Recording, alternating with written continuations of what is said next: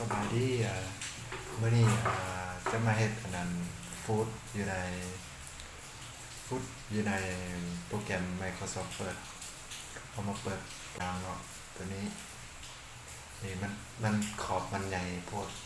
นี่มันบ่ถูกตามหลักการเนาะเอามาคลิกใส่นี้ไปที่แล้วมาเข้าฟู้ด